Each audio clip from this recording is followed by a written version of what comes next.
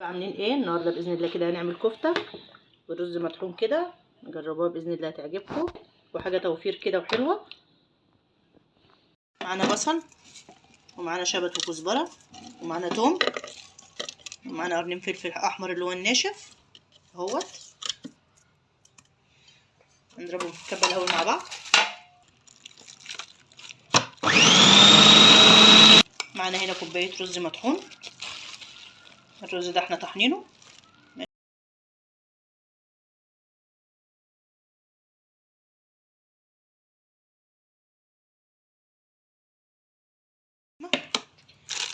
ومعايا ملح، معانا اللحمه بقى، اللحمه مفرومه طبعا، نحطها كده بقى مع الرز كده والخضار اللي احنا حطيناه.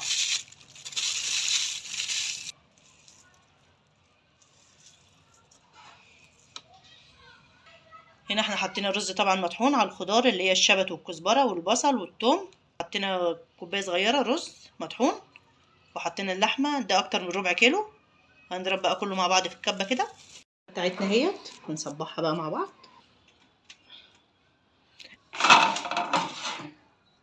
معانا طبق فيه زيت اهوت، نحط ايدينا في الزيت كده. ومعانا الكفته،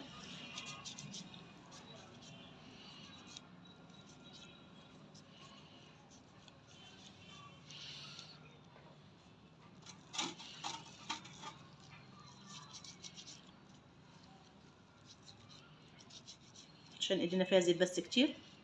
نظبط كده الدنيا.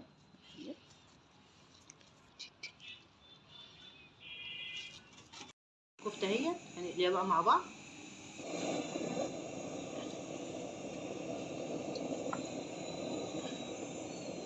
معانا طاسه على النار، حطينا فيها زيت كده، الزيت سخن كده. حطينا الكفته كده بتاعتنا، مش مكترين زيت طبعا، على القد، عشان طبعا الزيت غالي واحنا عارفين مفيش حاجه تطيب منه.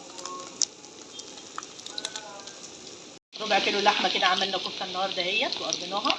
بصوا طبعا عملنا شويه كفته حلوين، وهنعمل شويه رز جنبهم طبعا النهارده كده. الرز المطحون طبعا بيزود الكفته زي البرغل والحاجات دي اهي.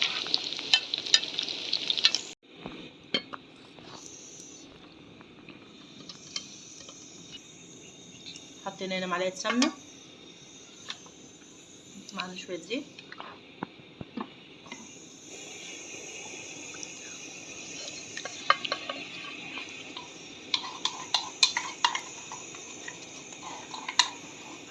معانا الثوم،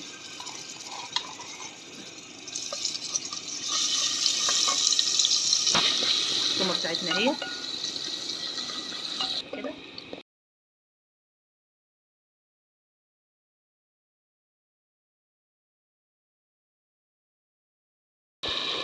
حطينا الطماطم اهيت وبنصفيها كده.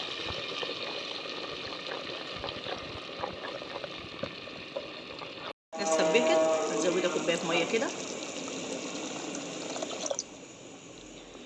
ملح، حطينا ملح وحطينا كمون وحطينا فلفل اسمر.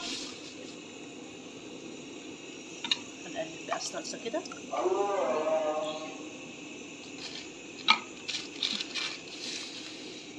معانا شويه سكر،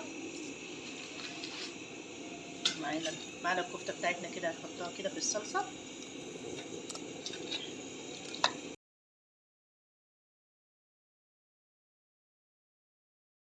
خلصنا الفيديو بتاعنا النهارده اهو. جربوا الكفته بالطريقه دي هتعجبكم، وان عجبتكم ما تنسوش تشتركوا في القناه، ما تنسوش في لايك وشير، واللي بيتابعوني على الفيسبوك يعملوا لايك وفولو للصفحه.